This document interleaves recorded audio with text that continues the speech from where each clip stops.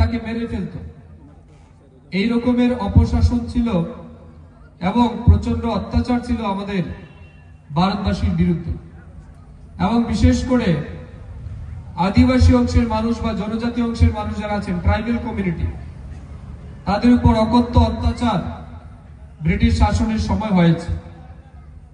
সেই সময় খুব ছোটবেলা থেকেই বিরসা মুন্ডা এগুলিকে মানতে পারেননি। তিনি যখন স্কুলে পড়াশোনা করতেন সেই সময় বিভিন্ন আইন কানুন বা বিভিন্ন নির্দেশ যখন স্কুলে আসতো সেগুলি বিরসা মুন্ডা প্রতিবাদ করতেন। একটা সময় দেখা গেল সেই জঙ্গলগুলিকে ঘেরাও করে আগুন লাগিয়ে গাছপালা নষ্ট করে ব্রিটিশরা সেখানে বড় বড় বিল্ডিং তৈরি করার জন্য পরিকল্পনা নিয়েছিল এবং আদিবাসীদের জমির অধিকারকে বঞ্চিত করে তাদেরকে তাড়িয়ে দেওয়ার কাজ করেছিল। সেই সময় বিরসা মুন্ডা সমস্ত ট্রাইবাল কমিউনিটির লোকেদেরকে একত্রিত করে দেশের জন্য লড়াই করার জন্য উদ্বুদ্ধ করেছে এবং নিজেদের অধিকার কিভাবে ফিরিয়ে পাওয়া যায় তার জন্য কিন্তু খুব অল্প বয়সে সেই বিরসা মুন্ডা, ভগবান বিরসা মুন্ডা জনজাতি বা ট্রাইবালদের একত্রিত করার তিনি কাজ শুরু করেছেন। এর জন্য প্রাণ দেবে তাদেরকে আমাদের প্রধানমন্ত্রী যে স্মরণ করছেন মনে রাখছে। একমাত্র জনজাতিদের সম্মান দেওয়ার কাজ যদি কেউ করে থাকে সেটা আমাদের প্রধানমন্ত্রী নরেন্দ্র মোদী। আপনারা দেখছেন বিজেপি সরকার 2018 সালে আমাদের রাজ্যে আসার পরে আজ 6 থেকে 7 জনকে আমরা পদ্মশ্রী পুরস্কারে ভূষিত করেছি। এই পদ্মশ্রী পুরস্কার কারা পেয়েছেন?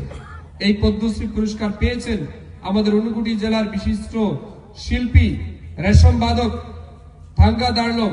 এই থাঙ্গা দারলংকে আমরা কেউ চিনতাম না, কিন্তু নরেন্দ্র মোদী কত দূর থেকে প্রধানমন্ত্রী আজ থাঙ্গা দারলংকে চিনে তাকে সম্মান দিয়েছে।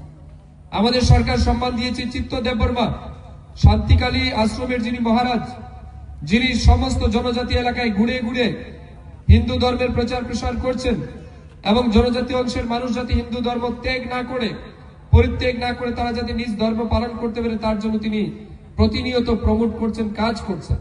তার এই অনবদ্য অবদানের জন্য তাকে ভারত সরকার পদ্মশ্রী পুরস্কারে ভূষিত করেছে।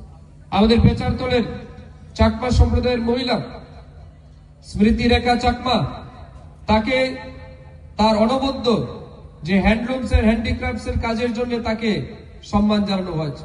সত্যরাম রিয়াং বিশিষ্ট সাহিত্যিক, বেনুচন্দ্র জামাতিয়া, এগুলি সবাই কিন্তু আজকে এসটি সম্প্রদায়ের মানুষ। তাই আমি আপনাদেরকে বলতে চাই যে 25 বছরে বামপন্থীরা জনজাতিদের সম্মান দেয়নি, এই বিজেপি সরকার আসার পরে আজ জনজাতিরা প্রকৃত সম্মান পাচ্ছেন এবং জনজাতিদের প্রকৃতপক্ষে উন্নয়ন করার কাজ আমাদের বিজেপি সরকার করছে প্রতিনিয়ত সাথে। ভগবান বিরসা মুন্ডা অমর রহে, ভগবান বিরসা মুন্ডা অমর রহে, ভগবান বিরসা মুন্ডা আমরা তোমায় বলছি না, ভগবান বিরসা মুন্ডা আমরা তোমায় বলছি না।